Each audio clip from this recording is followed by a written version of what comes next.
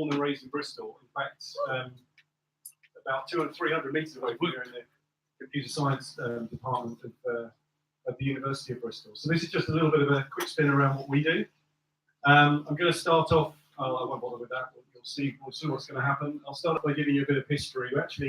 We're a startup from 2005, so now we have to call ourselves a scale-up because we've committed the ultimate crime of earning revenue these days, so we actually have to keep ourselves honest, and we have top lines and P&Ls and all sorts of things that we have to talk about.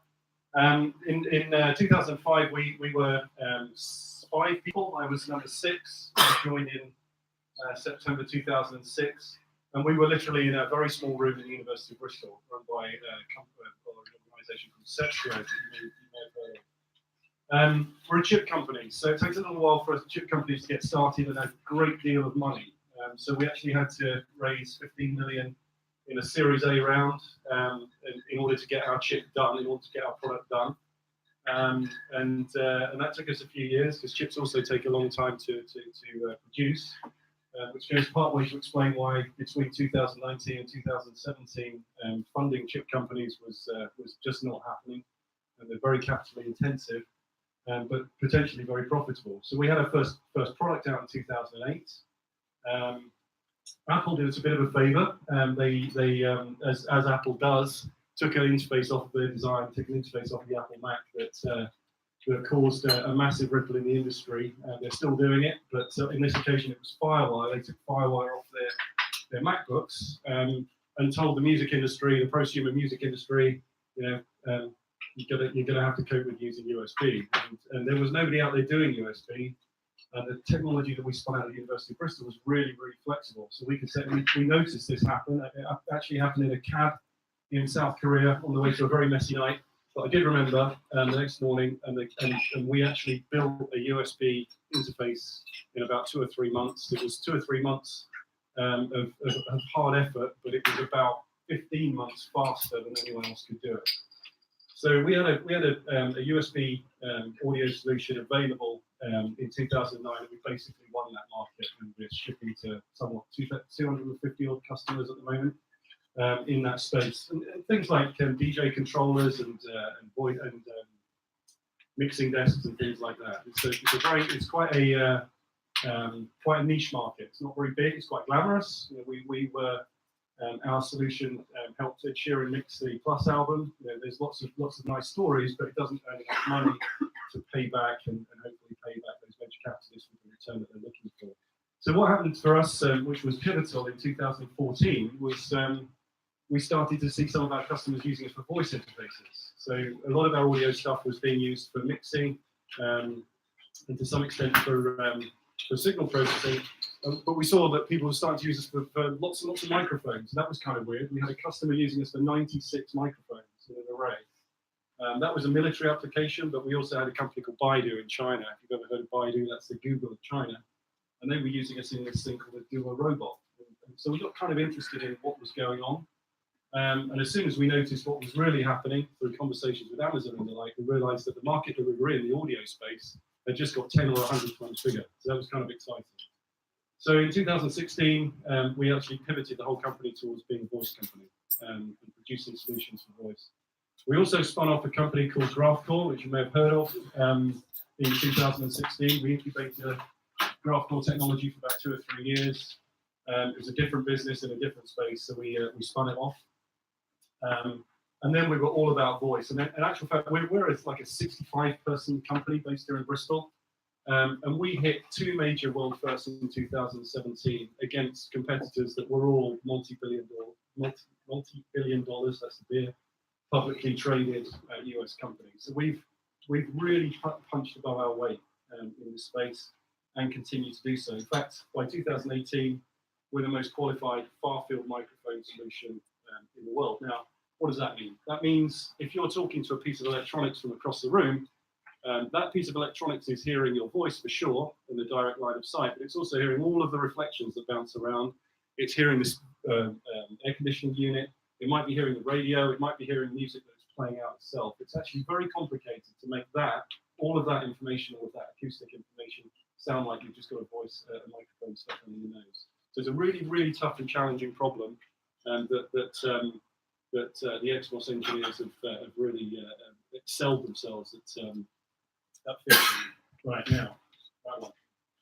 Okay, so we're moving beyond voice. Certainly voice is a cornerstone of where we're going, but actually it gets even more exciting than just voice. Nowadays, if you spend a bit of time in the valley, you'll hear a lot of talk about intelligent ambient technology.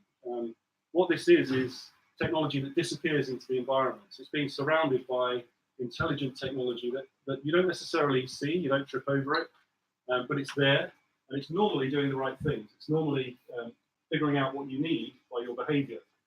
But every now and again, you have to interact with it. But it's a critical part. It's the third big wave of growth in the electronics and consumer electronics space. So ambient technology, if you've not heard of it already, you'll hear about it a lot going forward. The critical thing for us is actually more of a social message, which is there's no point in having all of this technology if only a small niche of society can benefit from it. It needs to be something that everyone can use. So we've increasingly used this term to move technology from technology literate people to people literate technology. So that phone call you get, at 5 p.m. from your parents saying Windows has crashed, what the hell do I do? We're trying to get away from that kind of situation when you're surrounded by 500 machines in your typical smart home, which is a real prediction from Gartner.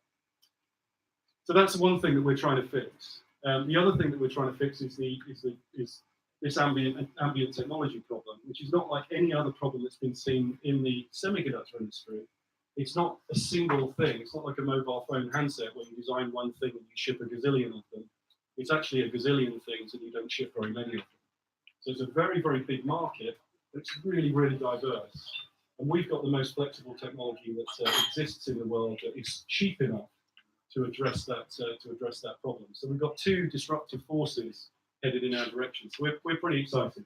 So what we do, if you were to go to our website, you see a lot of voice stuff, and you see that we sell chips, which, whilst it's a very exciting story, they look the least exciting thing to look at. They're little black plastic things with legs on them.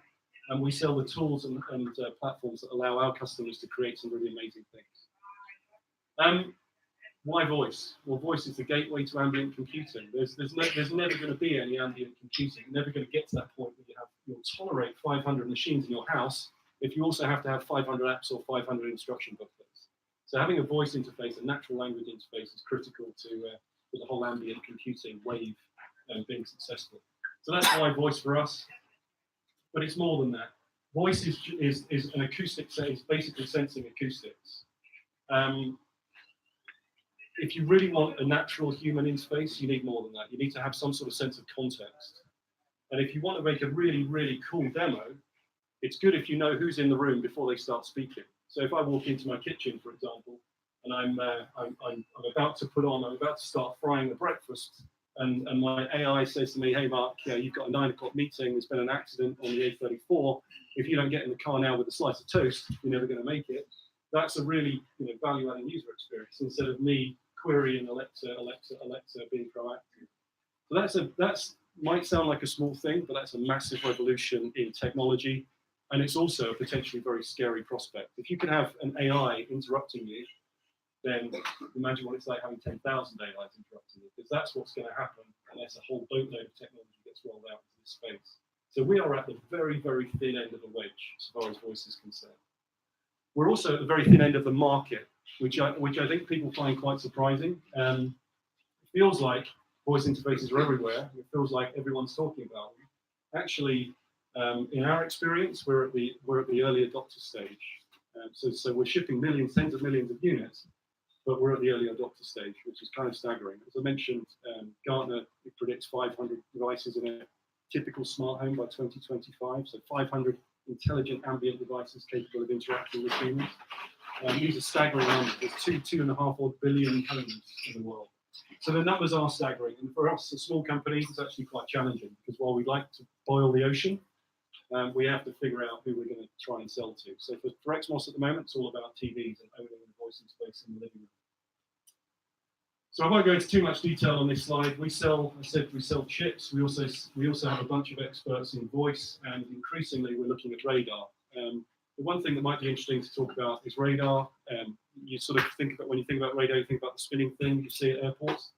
Actually, radars are also shipped in little black plastic boxes, and they can actually tell who's in a room, and possibly whether they're adults or children, and possibly even who they are, without the intrusiveness of having a camera. So I don't personally want to put a camera in my bathroom, no matter how much I trust the vendor. It just happens I also don't trust the vendor. So we need things that are less intrusive into our living spaces.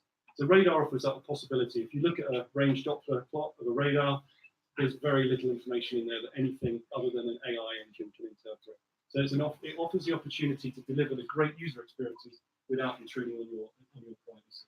And these are some of the products that we're in. So everything from light switches. Pillow Health there is it dispenses pills and looks after. It's a companionship robot for elderly relatives.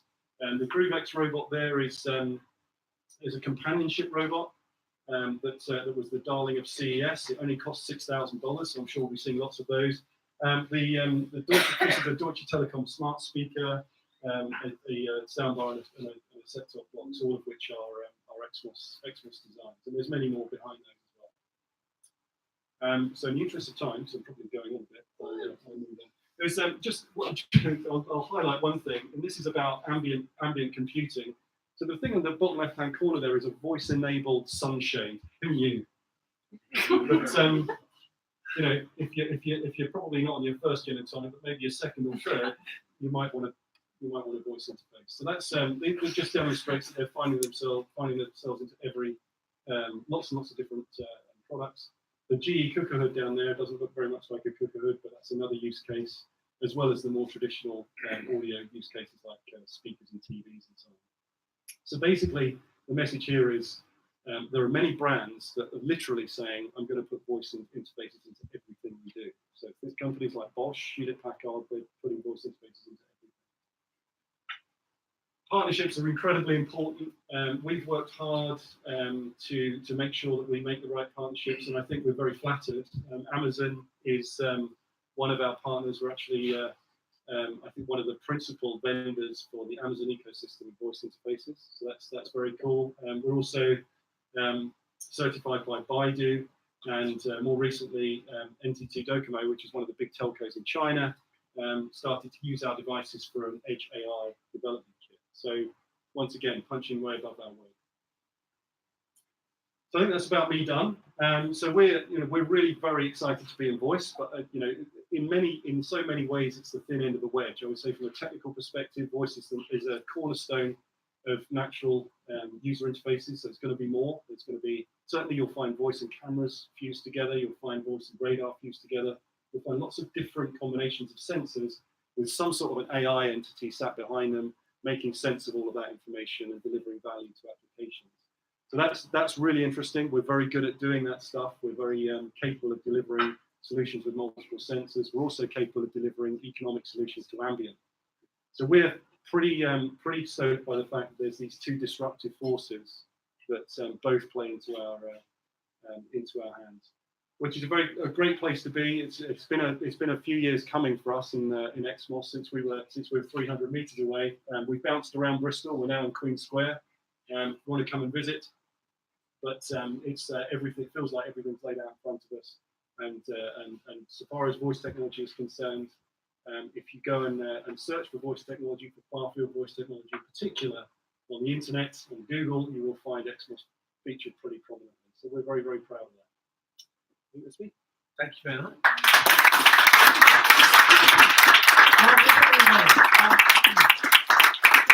Some exciting news for you, Mark. Tomorrow, we're all coming down at 9 o'clock. Hey! I will say one thing. Good coffee. I will say, I tried the old, it was a schoolboy error. A bit creepy, wasn't it? I was trying to do a shoulder the entire time. I meant to go to that chair, but I was intimidated sitting. I don't know Ryan and Ben sat so close to the screen. But thanks very much for that, sir. Yeah, so now you're off to another point, aren't you? Yeah. So Mark can't be much. You're off to test a few sunshades, I believe. Isn't that correct? So, but you're always welcome, sir. You're always welcome at any old time. Right, so that was Mark, and now we move on to Kerry. How are you feeling, Kerry? Yeah, that's a good answer. Kerry then, obviously, she is co-founder of Tiny Giant. She's pulling a bit of a face there. I'm going to put the sound up for you as well, Kerry. Your sound, it's all about the sound, this one. Yes, ma'am. So you've got the sound. You ready to roll? Right, so this is my. I will say, as you were, for some of us, you know, Gary Harrison brings the gravitas to my geniality. If I was to say genius there, but no, geniality. She's the wind beneath my wings. I think that's how it is. Thank you very much, Mark. Let's give him a last ripple for Mark. You can take that to Kerry. Wonderful. And yeah, ladies and gentlemen, it's Kerry Harrison, and I hand over to you, madam. I'm going to go over here then. Just a little, yeah, chat. No, I'm generated Carrie. Let me introduce you, the human Carrie. She's presenting on creativity and voice. I was willing to do the lot, but she said I sounded half cut. Really, she just wants the spotlight. She's a bit like that. I sound more sophisticated and less modern. Ask her to say the word cup. It's embarrassing. Right, I'll hand you over. Are you ready? Okay, so from one Carrie to another. Yeah, Kerry, say the word cup. I'm going to say it in a bit. So, hi everyone, I'm the real Kerry. This was a generated Kerry which I created yesterday. I am the co-founder of Tiny Giant, and we are here today to talk about voice, which is something that we're really interested in. I just. Well, creativity and voice. The great thing about voice things from a creative point of view, so I'm going to talk about voice and creativity, is that we think it's a really amazing playground for creative people. It's a really new place, so there's lots of new things to do, lots of different applications of voice, and we're just really, really excited about it. So I'm going to talk to you about a few different aspects of voice. So I'm going to talk to you about a couple of tools that you can use. So the one that I've just used to create the generated me, and a little bit of other stuff, and then we're going to look at the voice speakers as well. So I can use one thing now. So the tool that I use to create the generated me is called Lyrebird. It's an AI tool that's available online, and it is free. So you can go on and basically create a voice that sounds like you.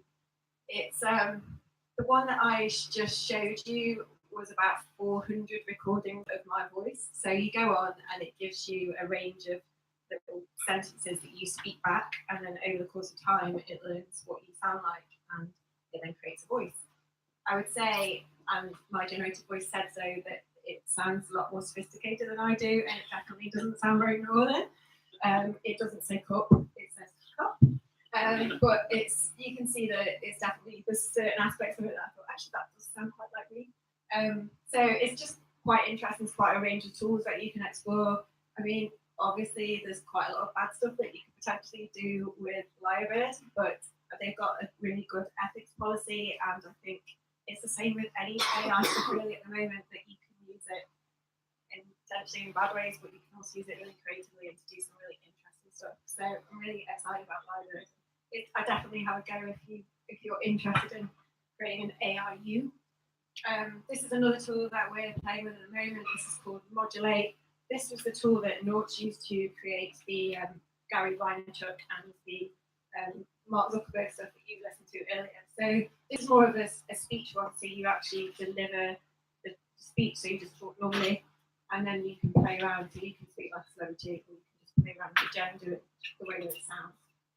And we have used this actually this week for one of our own projects. We've created was anyone here at the last hour back? Okay. So for those who didn't come to the last one where I talked about this in full, we have been asked to create an AI curator for the Cheltenham Science Festival, which we have pretty much done now. And every year at the Cheltenham Science Festival, they have 4 curators, and they basically star in the brochure, and they pull together some of the best talks of that happening over the week. And this year they wanted to do an AI curator, guest curator, and they came to us to see if we could do it, and we were like, hell yeah, it sounds really cool. And so that's what we did. We worked with Derek, who is over there somewhere, to create a neural network, and we fed in and trained the neural network on 10 years worth of talks that have been delivered at the festival. So Mark and I stripped out 10 years of talks, and then we basically trained a neural network to deliver its own talks. And that's what happened. This was the output. This is we've also created a personality for this, rather than just being a neural network, which is just textual output. We created an actual visual for the person who was called Ada after Ada Lovelace, and she will be in front of the brochure alongside the 3 human curators this year. And we give her personality and a look. In terms of what she actually created, she created a range of talk titles and a range of talk descriptions. And we thought it'd be really fun if the Cheltenham Science Festival actually delivered one of the talks. So we put out 4 of the talks that were generated by the neural network, and these are 4 here. And the one that won was called Introvert Narwhals. And now, bizarrely, Introvert Narwhals is going to be a talk at the Cheltenham Science Festival. And apparently they have got a narwhal expert. We don't know if narwhals are introvert or not, but that'll be interesting to see. And I'm also going to be sitting on a panel talking about AI and creativity alongside the introvert narwhal speaker. I'm not sure what he's called. Back to the voice side of things, there is an addition to this now, in that people got quite excited about Ada, and a few weeks ago we got a call from the people at the Cheltenham Science Festival saying, do you reckon you could have Ada come in for a BBC radio interview? So bearing in mind that Ada is a textual output, it's been quite a exciting and interesting job for us, and we've used Modulate to create a voice for Ada. So this is what she's going to be doing tomorrow. My name is Ada. I am a neural network, and tomorrow I will be kicking ass on BBC Radio. That's what she sounds like. She's a little bit petrified.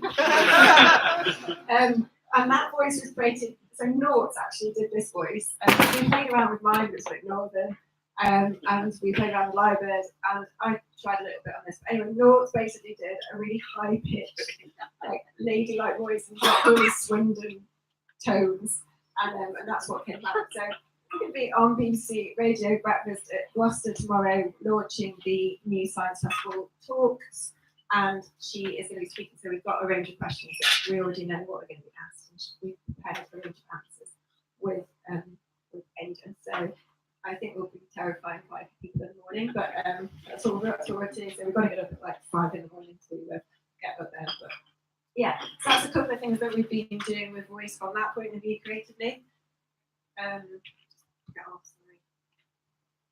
But also there's a whole new other side of voice, which is these things. So Alexa and Google, and we are very excited about this space too.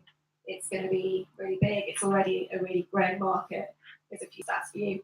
I'm sure there's going to be lots of stats in ongoing presentations, but the thing about voice is the adoption rates have been absolutely phenomenal. So it's been the biggest piece of tech in terms of adoption rates since the smartphone. So the smartphone took 3 years to reach 50 million users, and this has taken 2.5 years, which is pretty incredible.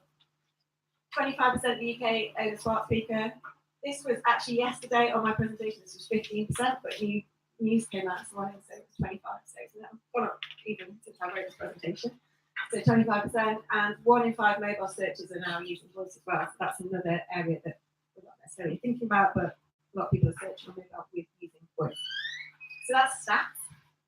And quite a lot of brands now are starting to take it seriously and are starting to invest in it. So I'm going to talk to you about a few use cases. This is I don't know if you've seen this one, but this was the Mercedes ad. This was launched over the Super Bowl, bearing in mind that the Super Bowl ad costs around £4 million to advertise at the Super Bowl, and they chose voice as their main thing to concentrate on. So I'll just show you the ad. It's about a minute long.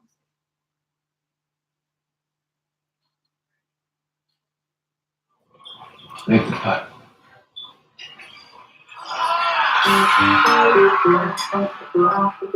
Change tone. Sarah, 1 second. Let me count. Say it right. Change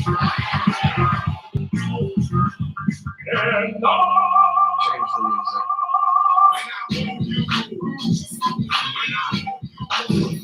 Let's see, good help. Use the rocket. Free will.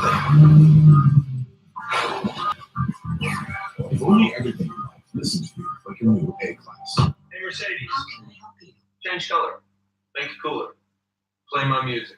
When now P8 Plus, starting at 32,500. The Q logo. So that's the ad that Mercedes ran, so you can see from a use case point of view, cars is a really good place to be using voice technology, and a lot of the big brands are out already in that space. So I'm going to just show you through a few more, just because I think it's quite nice if you are new to the voice area, just to see what people are up to, because it's really lovely stuff. So this is an Alexa skill that was built for the Jurassic World film, for the launch of the Jurassic World film, and it went alongside all of them with the promotional campaigns as well. You literally said, Alexa, visit Jurassic World. It took you on a really interactive storytelling mission where you could choose which way you went. You could visit the island and go to different parts. And it was just quite a nice way of storytelling. So I think voice is really good for storytelling. A lot of brands love the whole storytelling. It is really good for that. CBBS also have a skill which uses stories as well, which I can do that. So that's a good thing. That's one area of it. This is a really nice use of skills that is called Hidden Cities, and this is Berlin. This was done with Google and Financial Times, and it's really nice. So you basically can have almost like an interactive tour around the city, and the Berlin one is really nice. And you basically go in, you can choose what aspect of Berlin you go to, so you can find out about the club scene, you can stand in a queue, and then you can talk to the bouncer, and the bouncer will say, well, why should I let you in? That kind of thing. But what I really like about this is the fact that it was done by the Financial Times as a way of distributing their content in a completely new way. So obviously, you can get really great journalism from the Financial Times online, or you can get it in the newspaper. But they thought it would be really nice to take that content and distribute it through voice technology. So I think that's a really interesting use case. Also, Alexas specifically are starting to be used in the care industry, which is really interesting. So with elderly people, so for example, people are using it to communicate with each other in a care home, or you can even say to Alexa something that you need, and then that would get sent to your son or daughter, who would then have it delivered to you next time they came to see you. And also just people in care homes that can't necessarily access the internet, or they just need some help, and so you can get the music that you want, or find out some things that you want to know. And so I think that's nice that it's being used for just really nice things as well as marketing and advertising. Johnny Walker got a really nice skill where you can go in and experience a sort of literal tasting session, which is really nice, and learn loads about whiskey from the tasters and the experienced people who are on board there. So that's a nice one. And last but not least is I've chosen the Alexa skill. So this one is, I suppose, the most functional of the ones that I've shown you, but also just real evidence of how strong voice skills can be. So in 6 words, Alexa, ask Domino's to feed me. You basically have a pizza delivered to your door. And the great thing about voice is it's so frictionless, because you don't have to open a laptop or go and download an app. You can literally just speak and it will deliver what you want. So you can be watching the football and literally say those 6 words and the pizza will be delivered. I think that's quite interesting how that is working. I'm trying to think, one of the skill I would say is really good is the Tiny Giant flash briefing. Definitely working that. So I've showed you a few additional things out of these cases, but as with anything, it has to be done well. And a lot of people, I suppose, are moving into the voice area and just thinking, oh, I'm going to do that just because I want to just do voice. But it's not always a good idea to do something just for technology's sake. So I think it's important to really consider what your use cases are, consider what you need to achieve. And so that's what I would say would be pretty important. Also, you need to think about the conversation design, and you need to think about the ideas. And from this point of view, if you're a writer, it's a really good time. Looking at you, Sean, and Kim. So it's a great time for writers, because voice skills and anything in this area relies very much on really good and efficient conversation design. So the way that you are spoken to needs to sound very natural. It needs to sound like it's a conversation that you're having just with one other person. And so it's a really great place for writers to be, which is good. Lawrence and I were very excited about it. If you've written scripts, and we've written TV and radio scripts in the past, throughout the last sort of 18 years of our copywriting lives. So it's definitely a good space to be in. So in terms of conversation design, it's absolutely enormous, so I can't really go into details in 15 minutes, but there's a couple of things it's worth talking about. If you're doing any kind of conversation design or scale, it's really important to think about personality and tone of voice. So you don't just want a really bland voice scale that just talks about you and has no personality. So that's really important to start out with that, and also just to have a tone of voice and to make sure that that is consistent all the way through. So consistency is really important in that you need to make sure that your brand in voice sounds like your brand everywhere else. There's no point in sounding lovely and chatty on your website and then going to a voice scale and you sound completely different. It'll just be really off-putting. So that's really important that you're consistent throughout. Also, priming it's called, but the way that you phrase your questions is really important in terms of ensuring that the conversation and the experience that your listeners have with you is really smooth. So, for example, if you're asking a question about travel, rather than just saying, like, when do you want to travel? You would say, what date do you want to travel? And it's a really small thing in terms of framing the question, but you'll then get back a date in your answer, which means that you can then make sure that the skill understands that and then delivers the right response, rather than getting into a pickle and then finding out actually they say something like, oh, I'm having the day after tomorrow, and you have no clue what that might be. So I think it's good to make sure that you phrase the questions really properly. So that's something that we're thinking about a lot as well. And avoiding repetition. So it's really easy when you're just writing things down to say something like, please confirm X, please confirm Y, please confirm Z. And actually that's just quite dull and quite off-putting. So actually if you try to avoid repetition, so it's about finding different ways to say the same thing, which copywriters do all the time. But that's a good thing to bear in mind. Just because if you were speaking to someone in real life and don't really repeat themselves over and over again, that would be quite disappointing. So it's a huge topic, but those are just 4 things that you might want to consider if you're going down this way. Search as well is also something to think about. So 13% of Google searches are now voice queries, and that is growing all the time. So even if you decide not to do a skill or you haven't got a use case right now, search is something you probably need to consider just in terms of your website, because a lot of searches are now going to be coming through voice figures. So optimizing search, again, it's massive. I just thought I'd give you a few little pointers that I sort of gathered over the course of the last 6 months or so. But aiming for featured snippets is really important. So, and that's the same with SEO in general. But bear in mind when you ask the speaker a question that it just gives you one answer now. So that is really important that you bring up really high in search results. So you need to find out what people are asking and answer that really clearly if you're doing your website. You need to have really clear, well-structured content, which is the same for any type of SEO. So 99.58% of feature snippets are coming from a page that ranks in the top 10, which kind of makes sense. So you need to make sure that your site is always clear and well-structured. And for example, tables, like big tables or lots of links aren't going to come out very well in voice. So that's something to consider. Stay conversational. So the way that people are speaking to voice speakers is completely different to the way you would type in a search on Google. So if you think about the way you type into Google, you probably just use a couple of words. You wouldn't necessarily speak in a whole sentence. So when you speak to your voice assistant, you're much more likely to say who, what, why, where, or when, and you're more likely to say a whole sentence. So in terms of copy on the website, it's good if it makes sense to do so, to try and stay a bit more conversational and to use conversational phrases rather than using just one or two keywords to do long tail keywords and make the whole thing a conversation. And considering a skill is also an option, because if you create a skill that answers questions specifically, Google may direct your skill as opposed to the search results. So I listened to a podcast recently that was talking to someone who's created a skill on the house price values in different cities across the UK.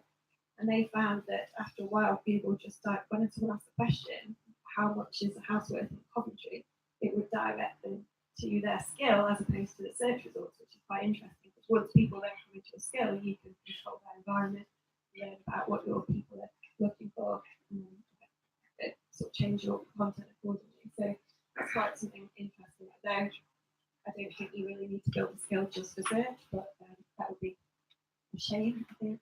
I know a lot of people create a lot of content just so they can get up in the search results, but I feel like you still need to have a reason to do it in the first place. So in conclusion, find a good use case, like don't use technology for technology's sake, find a good use case this. There should be loads of use cases coming through, and there's lots of good stuff. And I've shown you a few examples there of things that people are already doing. Think about conversation design. It's important about how you word things and the way that you, when you write down something that's going to go on a website, it's completely different to the way that it's coming out in terms of voice, because it has to sound natural and real and conversational. So that's really important, because a very staid and dull conversation with a voice assistant could potentially be quite damaging to the brand. Consider optimizing for search and just have fun. There's so much stuff out there, and it's going to be really exciting. So yeah, just enjoy it. Especially creators and writers, it's a really good time to be here. So thank you very much.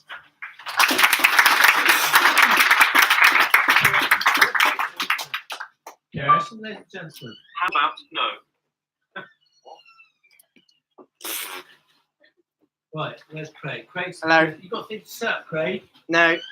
No? You good to go? Yeah, I'm alright. Okay. Cool, Good to go. isn't it? That's good to Yeah, go. okay. I've no idea what you're talking about. Right there.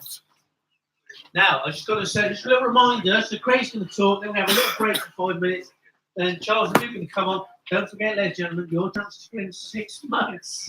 6 months here at the Square Club. What you got to do is put your details into that champagne bucket. Talking of champagne buckets, here comes Craig.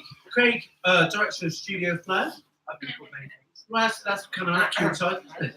So, ladies and gentlemen, put your left hand and your right hand together. By the way, are you having a good time at the Uncle Back Voice Tech Special? Yeah? All right, someone shook their head, so not really, but okay. Well, we're going to do it again next month, so screw you. No, we're not. Actually, I want to say, Craig, before we start, they'll forget otherwise. Upcoming I'll be backs, because otherwise people at the end just descends into madness, doesn't it? Debauchery, really, at the end of these things. He will say, for those who haven't before, it doesn't, but hey. Next month, I know what, it seemed like a good idea at the time. We're taking I'll Be Back on tour. Ego's out of control, isn't it? There, right? Where we go? You every month you do it in Bristol somewhere at the Square Club. Where are you going? No, not Swindon. That'd be amazing. But no, it's weirder than that. It's weirder than that. We're doing, and I'll be back. He said, come along if you want to. It's going to be a riot, right? Bradford on Avon. Now you might think, the fuck are you at Bradford on Avon? Well, we did a talking Bradford on Avon in the middle of January in a medieval bar, and literally got there. I said, nobody is turning up to this. This is going to be like 2 people and a dog. And it's completely rammed, right? Because it seems that every business consultant who ever wanted to get out of London can't afford to live in Bristol, can't afford to live in Bath. They all moved to Bradford on Avon. So it was like a really brilliant night for them. So they said, come on now. So we're going to do an event there next month. And then there'll be, and I'll be back in June, probably here. Probably 5th or 6th of June. We'll work out exactly. You know where it is on Eventbrite. And we've got some speakers already lined up. It won't be a voice tech special because that would be ridiculous, wouldn't it, to do it again, unless you loved it so much. But we'll have some cool speakers. But I would say if there's anybody here who feels particularly excited and has a story to tell or something they want to get off their chest or just want to talk about some aspect of creativity, AI, whatever it is, let us know because we'd be more than happy to have you come up and speak to the audience because that's what we're all about. Thanks very much. That's not that. It's Craig time, everybody. The best time. It's Craig time. So put your hands together, please. It is Pugsley, isn't it? Is that you saying? I'd like to get it right. Ladies and gentlemen, it's Craig Pugsley of Studio Flow. Thank you very much.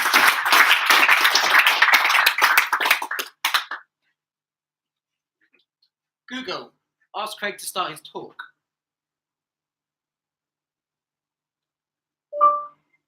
How about no? Go tell him yourself, you lazy bastard.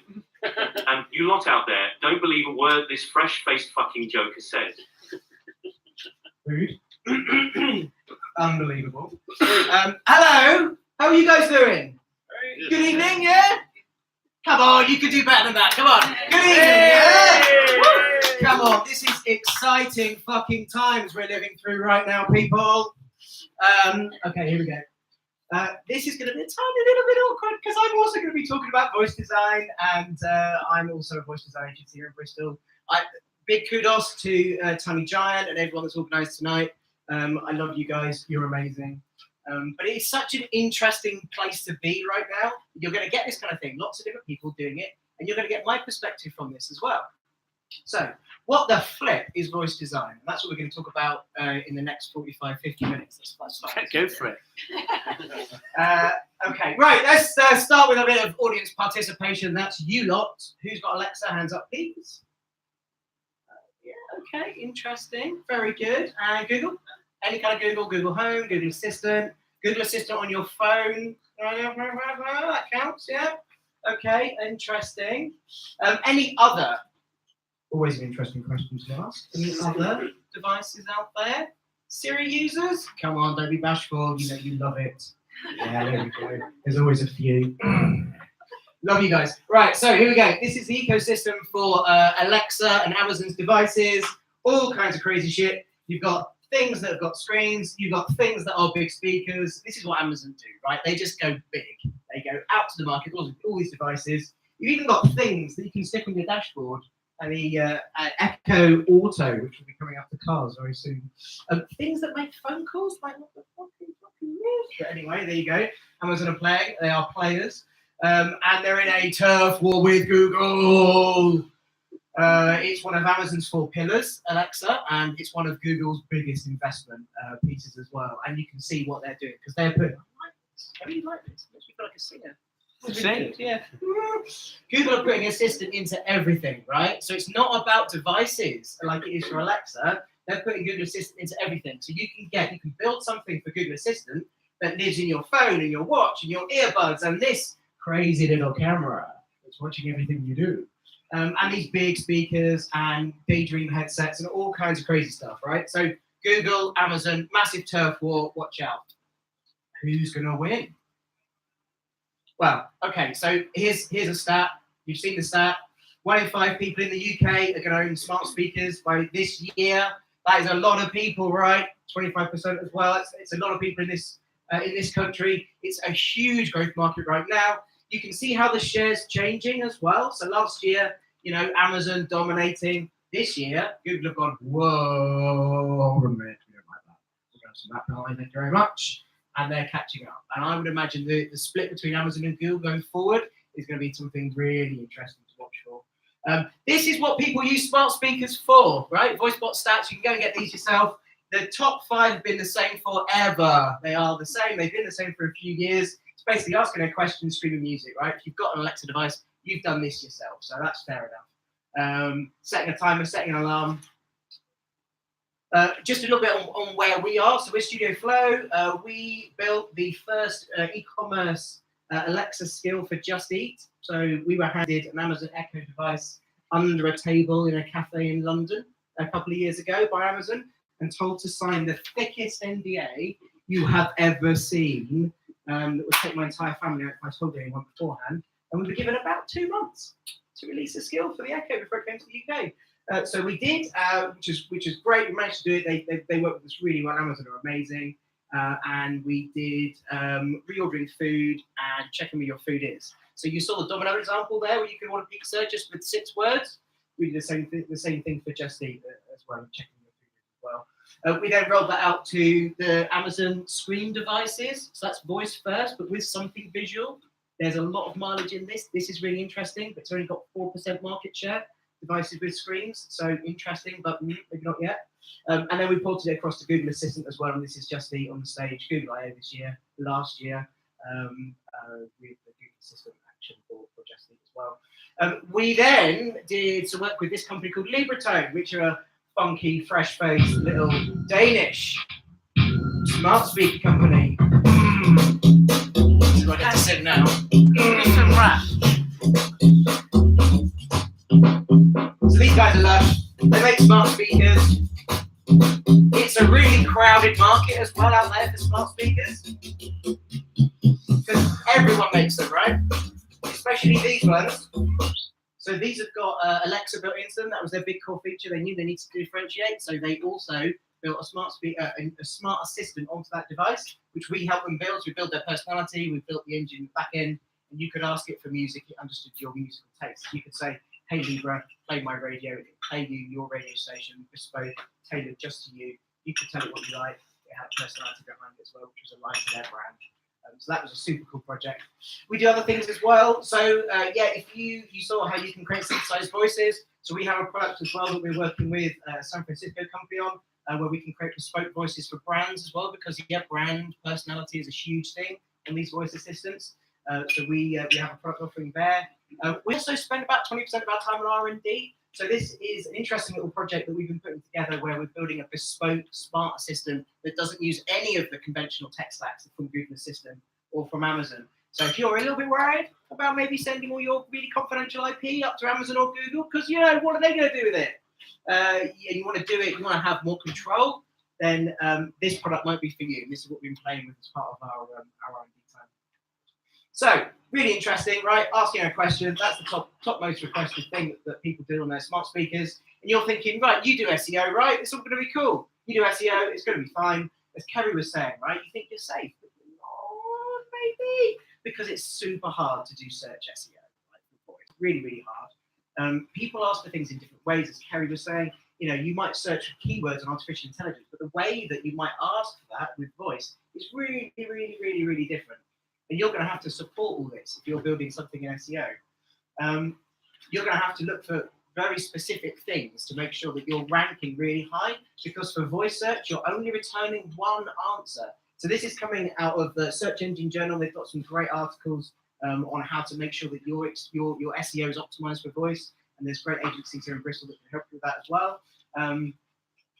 But we don't focus on that, because that's a really hard problem, right? And we want to look at the future. And the future is going to be all about voice apps. That's where we absolutely going to focus on. And it's all about doing this, right? It's all about owning every part of the buyer's journey and that conversion funnel. And with a voice experience, with a really great voice experience, you can own every part of that. Because it's all about creating conversation. If you can be more relevant to a user, you become more valuable. And voice, it gives you that natural interaction, and the AI behind it makes it a bit more personable, and more relevant to the user. So this is where the value comes from. Because look at this, right? This is Airbnb and their checkout flow on the phone. Find a place, find another place, have a search through a place, scroll through the list, find a thing, look at it if you like it or not. Oh my God, what the hell is this? Look at a calendar, save it. Oh my God, what am I going to do now? I'm going to go review the trip details. Then I'm going to go here. Then I'm going to pay with this fucking screen. Then I'm going to come to this thing. I'm going to, what the hell? I'm going to tell the host about it. I'm going to book it. And then you go next. And then finally, like 25 stages later, you finally booked your journey. Holy shit. This is why it's important. Ooh. Oh, play me Gary V. Play me Gary V. Play me some Gary V. You know, like the random bet, like you get into an argument with your buddy, and like you're trying to figure out who's right, how many touchdowns they scored, or how many square footages, or what it. You're just gonna get the answer, and once it's not, you know, it's because you'll never believe how lazy we are. That's what I thought the mobile device was gonna do, but you still don't want to grab it and Google it. You'd rather literally fucking debate it for another hour. Because it is fun, and we'll always keep those human elements. But man, I'm gonna tell you something. The passive nature, the ambience of voice, the complete zero friction. This is still friction. As crazy as it sounds, grabbing it and doing something is still friction. This is not. Okay, so you can do, you know, with voice, you can do some amazing things. Like, for example, you could do what's available next week in Bath, right? Properly contextual queries directly with voice, deep linking into parts of the app. What's available in the school holidays, understanding what that means, right? Like, I want to be able to ask these questions because that's how I would ask a human being. Book me a room near my conference next month. That's super hard to do with voice, with a direct conversation you can have with your users, and with a little bit of AI in the background, you can make that kind of thing happen as well. So much more efficient. And the other thing that's really important is that using a third-party app on your smart assistant was right down here a few years ago, number 17. Just last year, that jumped to number 10.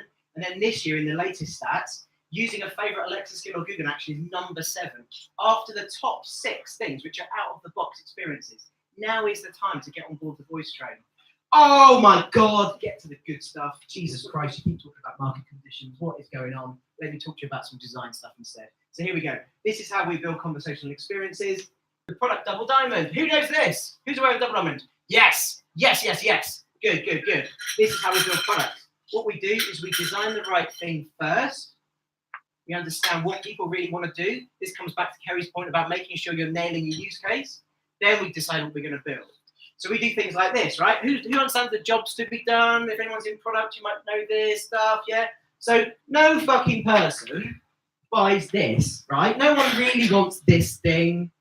What they really want is the whole, right? That's really what you want, don't you? People hire this product to do that job. That's the job to be done. If you can get back to the point that the user really wants, what their need really is, and then build an experience around that with voice, you are going to absolutely nail it. So that's why we do all this research up front to understand users' needs. We do things like task modeling, what jobs are they trying to do. We choose our use cases really well. Like Kerry was saying, it's super important to choose your use case and focus on what users really want, because they really want to do that, right? And let's be honest, most of the products that we build out there, the user really wants to use just a tiny fraction of those, 1 or 2 features. Those are the ones that are perfect for converting into voice. And the tools for prototyping voice experiences are great. This is voice flow, really, really quick. You can create a meaningful voice experience. You can test with your users. You can validate stuff. It's a great tool. And then once you've got and understand what the users want, then you can build the right thing and get an MVP out to market. And that's where this kind of stuff comes in. So creating a personality, crafting your backstory, making your users fall in love with your brand, absolutely key, right? Because what's going on is this. Your voice experience has got a huge amount of stuff behind it. The personality development, the AI, the information it's tapping into. And you've got to make sure that you're completely on board with that. Because people do this. This is an actual biological, physiological thing. Pareidolia. Is where people look for personalities in things that don't have them or not, whether you want them or not. Because your voice app needs a character, backstory, motivation, tone, rhythm, style, because every other person that user has spoken to has got the same thing as well. So you've got to make sure that you're putting it into your voice experiences. So we do this kind of stuff. We distill brand from brand style guides. We create a personality from those, and then end up with a style guide that you can then write your copy from. We do this kind of thing with brand teams as well to try and figure out exactly where their brand is and where it lives, and that helps us to create those personalities. We use things like archetypes as well, because most brands fall into one of these. So again, it's about finding where you are, and that helps us to craft that narrative around your personality. But of course, it's a balance, right? You've got to be super careful, because if you dial it up too high, you're going to piss a load of people off. And if you have it too low, you're not going to engage anyone. So you've got to get that balance just right. And that's where testing and iteration comes in, and classic product development comes in. Because this is what you're up against, right? Design is UX and UI, functional design, visual design. With voice, you're replacing all this wonderful visual design stuff that you're used to creating to help your users through your experience, completely replaced with copy. Your copywriters are magic. Treat them like the gurus, the gods that they are going to become. You've got copy and audio, and that's all you've got with voice design. Work hard. So I'm going to leave you with some voice design principles that we've created over the couple of years that we've been doing this. I think are really useful. So you've got to be fast. You've got to make sure that your conversations are happening in the moment. If you're slow, it breaks the flow. It's not what humans are used to. And public expectation is super high around these assistants. So your skills have to be quick. But humans are super messy, right? They're going to say one thing, they're going to get distracted, they're going to talk about something else, their train of thought is going to go somewhere. So you've got to make sure that you can repair that. You can get them back onto the track that they need to be on, and make sure that you can get their job done as quickly as possible, regardless of how messy they are. And you've got to have character, right? You've got to make sure that you've got that personality. And anyone who's in brand will know that if you're not getting your personality across right, that is not a great thing for a brand. So you've got to make sure that you've got that backstory absolutely nailed when you're writing your conversational copy for your users. Maintaining context is really important, because that's what we do, right? We remember what someone's just said to us, and we use that in the next conversation. Maintaining context is absolutely key. But it's actually quite difficult right now. A lot of your users are going to be early adopters, right? They're not going to be particularly using your skill particularly frequently. You've got to make sure that they can get to it time and time again without thinking too much. So you've got to make sure their cognitive load, the amount of effort you're getting them to think about is really low. But you've also got to be intimate, right? You've got to make sure that your micro interactions, the things that you're asking them about, the little bits of audio that you're putting in to give them branding and signposting is really, really well structured and well crafted. And then you've got to set an expectation, right? Because this is early stage technology. There's no point. This is why Apple failed with Siri. You cannot promise the world and then under-deliver. So set an expectation. The first time your users use your skill, make sure they understand what it can, but also what it can't do. Because if they understand what they can do with it, they're going to have a great experience. Thanks a lot, guys.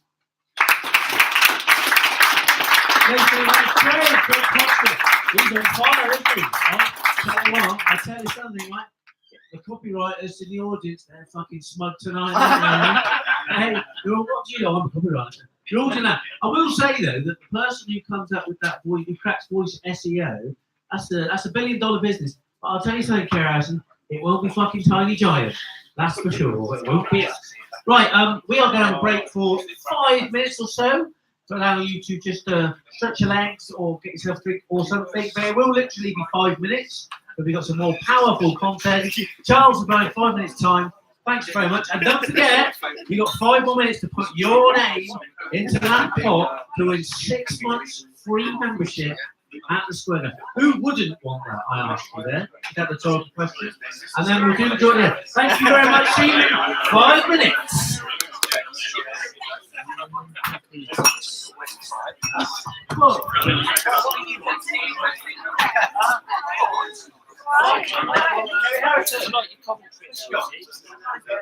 out there. Who's Kerry Harrison? That's her. Put your name in. I didn't say how many times you could put your name into the pot. You must be very successful in business. There was I trying to do it totally I've got honest. ideas that I never follow through with.